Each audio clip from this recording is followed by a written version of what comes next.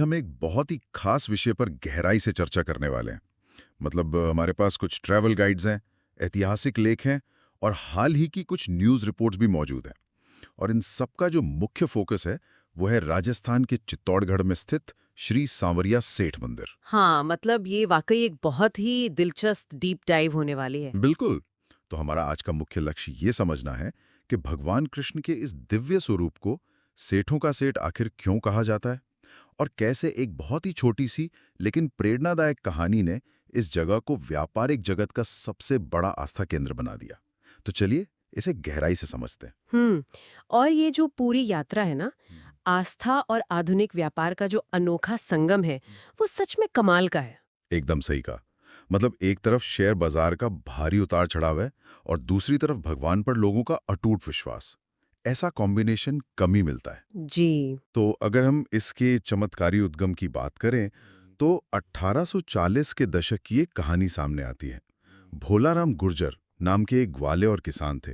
तो उन्हें एक रात सपना आया हम्म। कि जमीन के नीचे कुछ है। हाँ। सपने में भगवान ने दर्शन दिए और बताया कि छापर और बागुंड गांव के पास जमीन में कुछ मूर्तियां दबी हुई हैं। अब आप देखिए आज के समय में कोई ऐसा सपना बताए तो लोग शायद मजाक ही उड़ाएंगे। बिल्कुल मजाक उड़ाएंगे, हम्म। लेकिन उस वक्त गांव वालों ने उनकी बात मानी और सच में उस जगह की खुदाई शुरू कर दी। और खुदाई में जो निकला वो अद्भुत था। बिल्कुल। वहां से भगवान कृष्ण की 3 बेहद मनमोहक और खूबसूरत मूर्तियां प्रकट हुईं।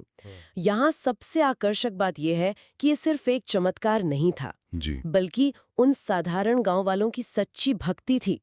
एक किसान के सपने पर जो भरोसा उन्होंने दिखाया ना, उसने उस पूरी जगह को हमेशा के लिए एक शक्तिशाली आध्यात्मिक ऊर्जा से भर दिया। बिल्कुल सही।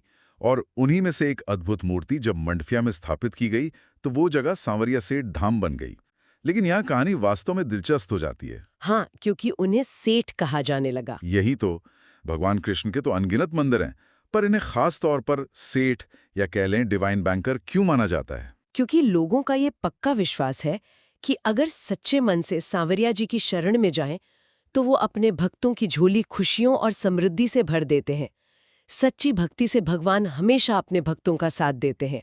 और इसी अटूट विश्वास ने एक बहुत ही अनोखी परंपरा शुरू कर दी है, भगवान को अपना बिजनेस पार्टनर बनाने की। अरे हाँ, वो जयपुर वाले भक्त का किस्सा तो बहुत ही मशहूर है हमारे सोर्सेज में। हाँ, जयपुर के एक भक्त ने तो बाकायदा 50 रुपए के लीगल स्टैम्प पेपर पर सांवरिया सेठ के साथ पार्टनरशिप डीडी साइन कर ली। 50 रुपए के स्टैम्प पेपर पर? ये और अग्रीमेंट में साफ साफ लिखा था कि शेयर बाजार से जो भी मुनाफा होगा उसका 10%